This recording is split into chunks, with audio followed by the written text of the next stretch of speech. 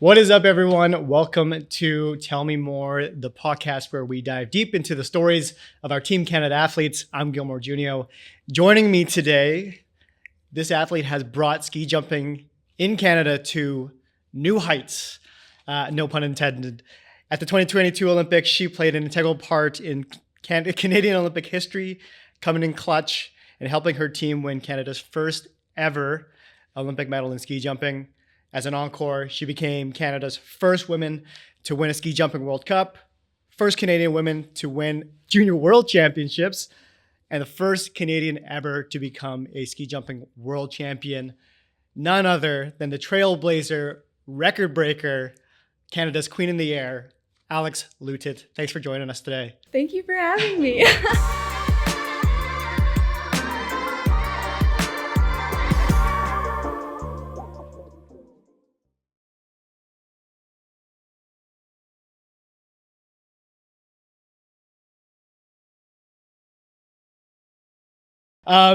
Going through your resume is pretty impressive. And I should add that it's all done before you were 19 years old. I can't remember what I was doing when I was 19. Definitely not that. But with all that success, congratulations. It's pretty. Did you ever imagine that this is where getting into ski jumping would lead you? I mean, you always hope for that, but you never know if that's actually how it's going to pan out. So the fact that that's kind of my rap sheet at 21 is pretty crazy to me still. Yeah. Sometimes even hearing you say all that back to me, my heart gets going. I think about all those. Yeah, there's still a few things missing from it too. So, I think it's definitely pretty cool that I've had that success early on in my career, but for sure there's been a learning curve with it because my path has been very different from most athletes. And for sure didn't expect for it to pan out that way, but very glad it did. Well, we can get into what's next a bit later, but I do want to start this is probably the question you maybe get the most, but how did you get into ski jumping? Why ski jumping? Obviously you are from Calgary, so we did have the ski jumping there, but how did it all start? Absolutely. I think it started the way lots of Olympic athletes get going is they see it on TV, they see Canadian athletes representing their country and they're like, that is so cool. I want to do that. And not only did I find that I wanted to be an Olympic athlete, I specifically wanted to do ski jumping or aerials or moguls. Those were kind of the ones that really spoke to me. It was anything where you had skis on. Watching on TV, the craziest ones. Skis on and you're in the air. So that was kind of what was speaking to me. And I really remember watching moguls and ski jumping. And I got to try ski jumping and I just fell in love. My family was this is kind of a cool sport. We're an adrenaline junkie family. So my dad and brother are motocross riders and my mom and stepdad were ski racers. So, adrenaline was nothing new in our household. It was just a new form of it. So it definitely kind of fit into our family dynamic. Yeah. So how old were you in 2010 then? 2010, I would have been just 6 years old, and 6 years old, and ski jumping's the one that was that's the one. Yeah, I was glued in front of the TV. It took a couple years before I was able to try it, just because I'd already committed to doing other sports, and my parents said, okay, when we go to re-register you for another sport, in the next few years, we'll try ski jumping, and that's kind of how I got my foot in the door. My brother and I did it together, and it's the only sport I've ever been better than my brother at. So I wanted to keep going. That's my brother's a super athlete. There's some people they are good at everything. This is the first time I was better than him. So I was oh my God. So he tried ski jumping as well? we started at the same time. Okay. And my brother was a goaltender in hockey and he rides motocross. So you can imagine he doesn't quite have the physique of a ski jumper. He's got big, broad shoulders and he's jacked. So he's not built for ski jumping, but I am more built for ski jumping and it just kind of worked out. Yeah, for sure. But it's funny. I always pride myself on being able to beat him in one sport. Yeah. Were you instantly good at ski jumping? You were playing other sports in the time. Was it were you doing gymnastics so that you were good in the air? What was it? I did a lot of other sports before I became a ski jumper. I tried figure skating. I tried martial arts. I danced. I did gymnastics. So it was kind of a multi-sport. My brother and I always did a lot of sports. And as we got older, we kind of picked fewer and fewer. But as soon as I tried ski jumping, I knew that was it. And I was okay, this is the one I want to do. And I think it was just like I had some base athletics before that. And then, yeah, I just connected with the sport on a level I'd never done with anything else before. And yeah, it became all I've talked about for the last decade. So yeah, when you were 6, it's crazy. Yeah, it's like I didn't start jumping until I was about 9 though. But okay. Yeah. Yeah. So yeah, no, it's yeah, for sure the same in ski jumping and in skating. Like the communities are so small. Yeah. That like it's like very easy to kind of just like for it to like encapsulate your world, and that's like all you think about. Yeah. Yeah. And I think like the ski jumping community in Canada is like so close knit, and there's so much like passion, and everyone who works in that field is a volunteer, and like this is like what they do because they love the sport, and so it makes you love the sport just so much more because everyone around you is so passionate and so excited, and like it's just such a good community to be a part of. Like I'm so grateful for those people I have around me, because they're the same people when I was a little kid jumping a 10-meter hill that are, you know, celebrating me winning world championships. So that's like not a lot of athletes get to say that, and so it's pretty special. Like that's so cool. Like I mean, you obviously take, you know, a lot of the team for me, like you take every teammate you ever had, you know, with there's not a lot. Yeah, you know, like I take them all to the line and think about all this, you know, the time that we trained together. But you know, going to the 2022 games and winning that bronze medal with the team, with people that you knew when you were especially Mackenzie, Mackenzie, because sure. Mackenzie jumped in his first Olympics in 2010, and he was one of the athletes, one of the Canadians I had watched and been like, okay, I want to become a ski jumper. And then, you know, a couple years later, like 12 years later, getting to win a medal alongside him, and he was kind of our team leader. He really was that driving force in that team, and I was by far the weak link, but like I still managed to do my job good enough that we could finish on the podium. So you say that so we remember at the time I really was I was the rookie. I was kind of a wild card at that point, and I was really following the lead of Abby and Mackenzie, and those two really paved the way for me to have the best jump of my life at that time and when I needed it. So yeah, no, it was insane. We remember watching that event in Beijing. Yeah, we were all like, you know, packed as many as we could into the athlete lounge. And I think someone that's like had watched ski jumping before, or, you know, kind of knew a little more about it than I did, was like, did we watch you jump, landed, and I was like, she just came in so clutch to win that bronze medal. It was pretty cool. Like I went from like total despair. Like I got disqualified in my Olympic debut, which was like really heartbreaking. If I'm honest, like I was there just for the experience. My goals were all set for Milan, and so I kind of like was just there for the experience, to get like those like first Olympic nerves out of the way and like gain experience and knowledge. And so getting disqualified definitely was gaining experience and knowledge, and then following it up with a Olympic medal was more experience and knowledge. So like I definitely like did my job there, but it was totally crazy. It was fortunately for me, the best jumps of my life at that time. So I'm glad, you know, my teammate Matthew Sukup said the same thing. It's like it's something about the energy, and like we were rallying together to do this, and it just made it so special.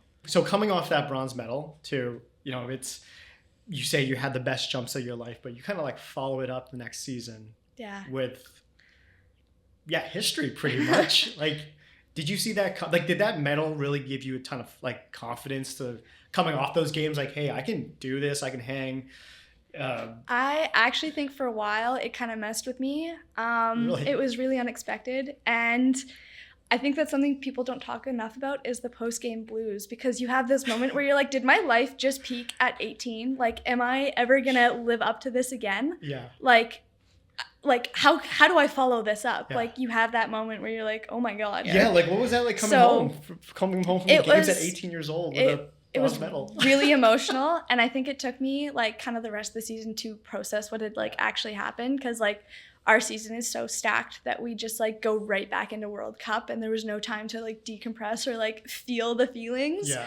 So like I think that it was kind of just like at the end of that season I was like totally crashed. I was like, I had a knee surgery at the end of that year, and so there was a lot like I kind of got to decompress. You had a knee surgery the year before you became world champion? Yeah, there's more How to did that they do? even. So It's not bad. yeah, so for sure it was just like kind of dealing with that, like, and I think a lot of athletes don't expect that, and I wish someone had warned me about that going into my first Olympics. Is like, it's totally normal to feel like that kind of down because you're at such a high, whether you were just there as an Olympian or like just competing in one event for one day, and you know, you have this, your whole life feels like it's built up to this moment. Yeah. And then you just like feel like, I don't know what to do with myself right now. You feel so isolated. And I think it's important to know that, you know, everyone feels like that at moments. And it just like felt magnified with the Olympic medal. Where is the medal? Like, where does it It's stay? in my hotel room right now. It's here. I thought about bringing it. I was like, I don't know if I'm supposed to bring it. This one? It's in a sock in my room. So. Is that where it stays? Just in a sock Yeah, in your so room? it doesn't get beat up traveling. So it's still pretty like mint. Yeah. I love to share it with people. I think like that's kind of like the point of the Olympic movement. Absolutely. Is like, you know, to be a part of a community and like share that sort of moment with as many people as you can. And so like dogs have won my Olympic medal, babies, like from like small children to old people, everyone's worn my medal. And like the only people who never want to wear it are other athletes because they're like, it's bad mojo. So you know, if anyone wants to, I always let them. I think that it can be a powerful moment, especially for young kids, because they feel like this tangible thing in their hands and they have this idea of like what all their hard work can become. Yeah. And so I think, it's important to share those sort of things. I love to bring it to a school, and it's been dropped by so many kids at this point. I'm like, whatever. I was going to say, how long was it before like the first big drop where you're like, about 30 seconds. Okay. So it was like the first night that we got the medal, and me and Abby and Suka were like just wearing our medals the whole night. It was like, you know, as soon as you get your first Olympic medal, you don't ever want to take it off. You're like, can I wear this with every outfit? I mean, I wouldn't know, but I can only imagine. Yeah. You just don't want to let go of it. So like we talked about like the post-Olympic blues. How did you get out of that? What was the moment for you that kind of got you out of it to then like have the season that you had? I think it was actually like 2 big injuries back to back. Like I had knee surgery, and I'd actually delayed the knee surgery. I was supposed to have it the spring before, but I was trying to qualify for the Olympics. So I was like, can this surgery wait? And the doctor said, I guess. And so I was like, okay, then we're doing this. Like I'm gonna try and qualify for the Olympics, and at the end of the next season I'll have knee surgery. So we booked it for the April after that season, and I had knee surgery, and then my first training session back from knee surgery, I crashed and I broke my foot. And so I didn't know that I'd broken my foot at the time. So I had a Liz Frank injury. So the ligaments between your metatarsals that kind of create stability and absorb impact in your foot, the ligament ruptured with so much force that it caused a fracture, and it ripped a hole into the bone where the ligament came off. And so I thought it was a sprained ankle. Like my coach took me to the... That's such like an athlete response. It's nothing. I only ruptured a ligament in my foot. It's all fine. But I'd never ruptured a ligament. Like I had never broken a bone, so I didn't know what it felt like. And I like said to my coach, oh, my like foot and ankle feel funny and it's really swollen. He's like, oh, we'll go get an x-ray. But with a Liz Frank injury, since it's on the inside of your like in between the 2 metatarsals, you can't actually see it if you take just a top-down x-ray. And so that's what they did. And so you couldn't actually see the fracture. And since it didn't have an MRI to go along with it, you couldn't see that the ligament was ruptured. After about 3 weeks, and I was like, as soon as I started jumping again, I was like, something's wrong. And so my coach was like, okay, we'll go get an MRI. And so then after that, I decided to come home, and I like went and saw a foot specialist here, and and what I was told was basically like, this could be the end of your career. No way. And so that was like a terrifying moment. I was like, I remember sitting in the doctor's office like with my mom, and we're both like sobbing because like my mom is a sport parent. She never pushes anything, but like she loves all sports and she loves to watch sports. So this is months before I won world championships. And I thought that my career was going to be over. And I was like, he was like, we can fuse the joint in your foot and your pain will go away, but you can't wait there for months and you probably won't be able to ski jump if we do this.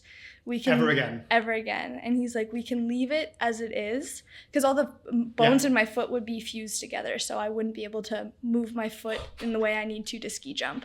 Yeah. And so I was like, I don't want to do that. He's like, well, then your bone is going to deteriorate over time and you'll have to do it at the end of your career. And I'm like, that's a risk I'm willing to take.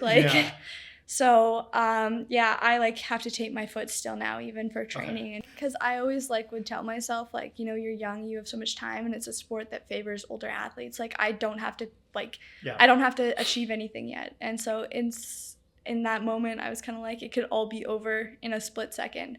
Like, I was like, this isn't it for me though. So I worked so hard to come back. I was like running in the zero gravity treadmill because I still couldn't weight bear yet, and I was doing like an hour and a half of core every day, and I was doing like speed training where I'd like lie on my back and use bands so that I didn't have to put any pressure on the foot. And I just I did everything I could to like be in the best shape of my life. And I think it was that having to like dig myself out of that hole that really turned it around for me. And I did come into that season like kind of halfway through. The first competition back, I had a personal best. Yeah. And then the next competition, the next day, I won my first ever round, which is like a big deal in your career. It's like your first round you win. So it's either a qualification or a single round of competition. Yeah. And so I was like, oh my God, like I'm good enough to win. I was like, I had this delusion in my head. I was sitting in the physio office with a foot where I couldn't even put any weight in. And I'm like, I'm going to be the first athlete to win like world championships, first Canadian to win world championships. I'm going to be the first one. You actually had that thought before? I had that, and I was like, that was like, and my physio, like, I love her. She was just like, I believe in you. She's the only one who like didn't think I was absolutely insane. She was like, you got this. Like, yeah. And so like everyone else thought I was like crazy. Like most people thought I would, if I was going to jump again, that I wouldn't jump for another year at least. Yeah. So to be there and be that competitive, and I came out swinging. Like I was jumping not great before that, just because like the mental hurdles of like, you know, last time I did this, I hurt myself really badly. Like, you know, it was like a struggle constantly, like when I was jumping with the broken foot, because I couldn't hold the weight of my ski, which is kind of an important part about our sport. For sure. And so, coming back and finishing fourth for the first time, like first top 5 is a big deal. First top 10 is a big deal. And my first time in the top 10 was in the top 5 and just like the tiniest bit off the podium. And then, the next competition, I won my first round. And then, the next day after that, I tied my personal best, like, and so it was like unreal. And then the next like competition was our Japan tour. So where I had my first World Cup win.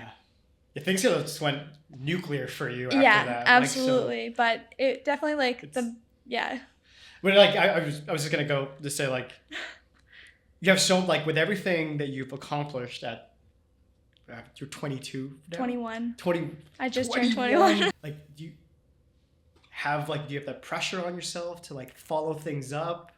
I think what do you I actually think it's the opposite, because athletes always wonder, will I ever have an Olympic medal? I'm like, it's just like anything at this point is like icing. You know, it's just like it's just I've won for championships, I have my Olympic medal, everything. Yeah, it's something, I think it's just like my way of looking at it, so I don't have that pressure on me, because for sure there's pressure. Like there's expectation for me to go and medal. I have multiple podiums at like on every season since I've been on the World Cup circuit. So I think that it's hard to not feel that pressure, but at the same time, like people don't care if you win or lose. You're the only one that really cares. And so, you know, that's kind of the best way to take the pressure off myself, is just like being like, you know what, I never have to wonder if I will ever have an Olympic medal. It's more just like, can I add to this? Yeah. And so I think I'm working on showing up as the best version of myself every single time, and like doing all those little things leading up to it, because, you know, even when I wasn't in good shape, that's when I had my best performances, because I did all the little things. And it's those like little moments, like the small decisions that don't actually impact anything that make you so good. I'm in a sport that so much luck is involved in. Like putting pressure on a certain outcome is never going to be the way to achieve what you want to. So I think just like bringing that kind of joy and that happiness, and you obviously from the Gwich'in First Nation. Gwich'in, yeah. Yeah. Is that something that like that's really important to you and just like what makes it so important to you? Well, my grandfather was Gwich'in and he was a residential school survivor. So I think that also is like kind of a family value, is the grit and determination and that resilience, you know.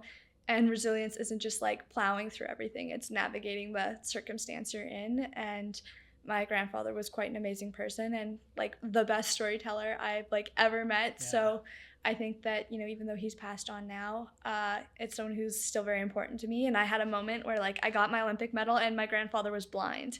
And so the Beijing Olympic medals had a lot of texture. And so it's like he would have been able to see the medal. Yeah. So it was like kind of like a moment where I was like very sad that he had passed on. I'm going to cry. So that's okay, well, I do want to get into some rapid questions. Okay. So these are first thing that comes to mind. Try not to think too much. Try not to like be too much of a perfectionist. Okay. Okay. If I say something stupid, you have to cut it out. No, we love keeping it in. Oh, great. What's the first thing you do before a big competition? Every single time. Ooh, probably pick out a playlist. Me and my roomie are big. On. I've heard that you're quite into the Indigenous rap. Yes. So I actually have a friend that I met through like a program I was doing like at a school. Yeah. And he was also there. And shout out to Tusik. His name's Tony. I really like his music, and Natalie and I listen to it before we compete. So Nat is my roommate on the circuit. And I got her on that Indigenous rap game. But it's just like awesome. It's just like such a like good hype up. Next one, would you rather visualize the hill 10 times or just go in and send it? I think that I can visualize certain hills, but I typically just like go for it. I think that I can overthink it, and ski jumping is so technical and so much about the feel. I connect with the hill so much better when I just like go for it. Yeah. I'm just like in the moment, I'm just feeling the rhythm of the hill, and it's a million times better than when I thought about it too much. So like don't crash. I will visualize a hill before I go to the hill, but when I'm actually there competing, I won't visualize it unless I have like the jump of my life, and then I'll visualize it just to like lock those feelings in, and so I can try and replicate that. Yeah. What do you think the biggest misconception of the sport is? That we do flips. You should not be doing any flips in ski jumping. No. The other one is that it's like really easy. Like people think that it's like no. There's like because it looks effortless. Doesn't mean it is effortless. It's taken me years and years to be able to do it at least okay sometimes. Well, more than okay, I would say. But I would actually do way more other Olympic sports than ski jumping because it just looks way too insane. I think it's hard in a way because it's always the same movement over and over. So you have so many like, it's so like fine tuning that you need to do to really get a perfect jump, which also doesn't exist, but that's what we chase after though, right? Exactly. Yeah. Well, you spent a lot of time in Slovenia. Yes. What are the 3 things you take every trip with you? Oh my God. I don't even know.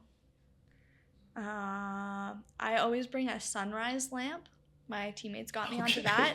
It's like, so like when you wake up, it's like you wake up slower, and it like I feel like way more awake and way more energized. It's like an athlete response, just like you have to get the circadian rhythm. So it's incredible. It's one of the best things I've ever used. I'm kind of obsessed with it, and my teammates got me onto that. And then last one, again, you spent a lot of time in Slovenia. What's your favorite food in Slovenia? Oh, cevapcici. So it's like kind of like you're gonna have to put the spelling.